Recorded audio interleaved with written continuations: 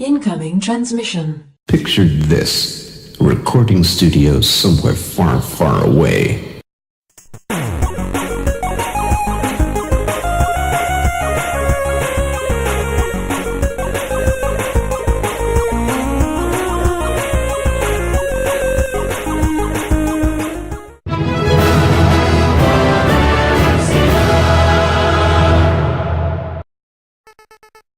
Welcome, Watchers of Illusion, to my Castle of Confusion. It's the 5th of April, and I'm looking at Mighty Final Fight on the NES, which was developed by Capcom and released in 1993.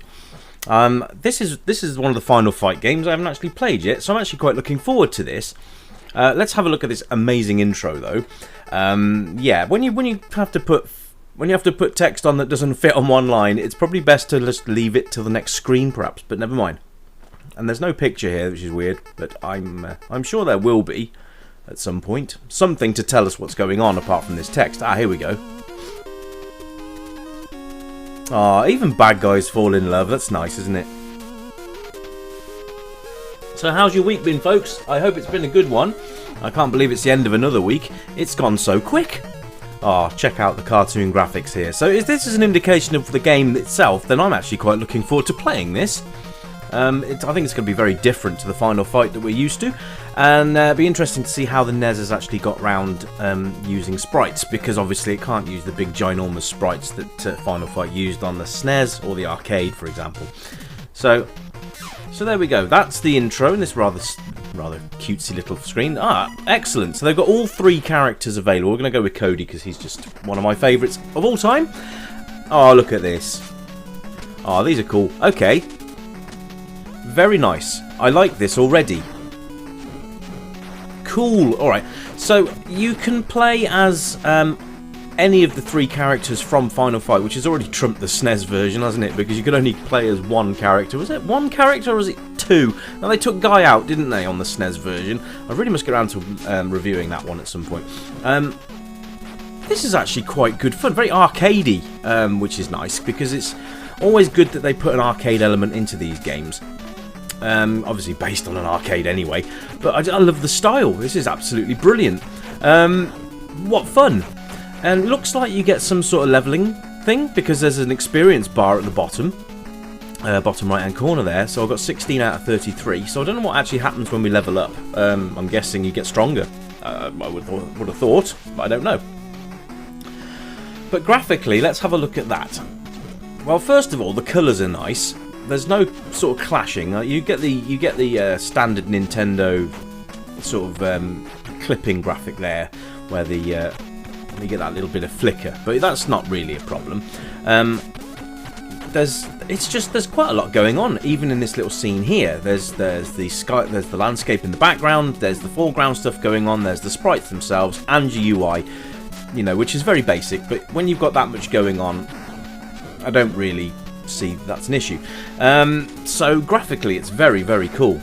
I love the cartoony style of it as well. It's like they've taken Final Fight not seriously at all, and they've just given it a really nice fun element, and I really think that works for this. I really do. I think it's only one player as well, which is a bit of a shame, but the fact that you can play from all three characters is definitely a plus. Quite like that. But I'm only going to be showing you Cody today. I might actually do a playthrough of this at some point, so you can see a bit more of the characters and what they can do. That's nice as well. You can throw characters into other characters and it knocks them over. I think that's quite cool, especially for a NES. I think that's really, really nice. The controls are very, very easy. It's basically one is attack and one is jump, and then you've got left, right, up and down. Hitting the two buttons together will do your special attack. And I believe there's other things you can get later on. I don't know. So we'll have a look. But this is nice. This is so very cute. The music's pretty good as well. Let's move on to sound. The music's cool. So you get to punch these barrels, and it looks like, oh, I get XP for picking up these things. That's cool. That's a knife. Okay. So yeah, you get XP for all sorts of things. Defeating enemies, picking up stuff that falls from barrels. I guess this is a boss coming in now, this big guy. I don't know. But let's try and knock him on his ass. So it's nice that you get bosses as well. I don't know whether this is the boss or whether it's an interim boss. Very cool graphics going on with the faces there. But again, the sound's really nice. The music's very cool. It's not really intrusive. It's just nice as you sort of play along. It's there in the background, giving you a very good sort of motivation to pound these fools into the ground. The playability is amazing as well. It's just you're just going to have tons of fun beating the crap out of these guys on a regular basis. So that also ties in the replay value for me. I just think this is a game that I would definitely come back to, even once you've completed it. It reminds me quite a lot of Double Dragon 2 on the NES actually, but that's obviously different, but the same at the same time. I love what they're doing with the characters, because that is so obviously damned from the from Final Fight, but I don't know whether they've changed his name or anything. But let's have a look, because I think that's quite cool, the fact that he's actually there. Just love the cartoony graphics that they've done with all this. It's really, really nice. Age range for this game, pretty much any really. I mean, you can start with probably, I would say, maybe 5-year-olds and go upwards with that. It's not a difficult game, but I suspect it will probably get tricky in the later stages perhaps. The jump kick is your best friend in this, by the way, by the look of things, because I'm just knocking him on his backside every time. These bosses look like they could probably do a fair bit of damage if they grabbed hold of you. So yeah, just be mindful of that, really.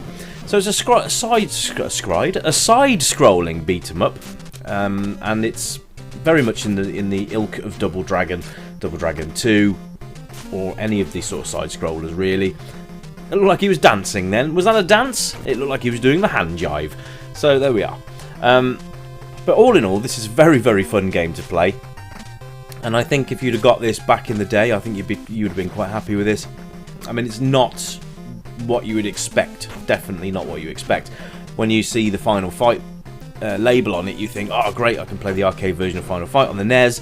No. And to be fair, I'm glad they've done it this way, because Final Fight just did not work on 8 bits. They tried to release it for the Spectrum, the Amstrad, C64, and it was just a big pile of poo on every single attempt. Same with Street Fighter 2, they tried to port that as well. It just didn't work. The sprites were too big and it was very, very slow, and it just didn't work with the controls. It was like input lag was ridiculous. So I'm glad that they've kept this in this sort of style. It works, and it's nice and smooth as well, as you can see. Everything just comes together in one big playable package, and that's what you want from a game, really. You know, it's not all about the graphics, it's not all about the sound, it's about how well it plays, and will it keep you coming back for more? Well, I think in the case of Mighty Final Fight, the answer is a definitive yes, it will.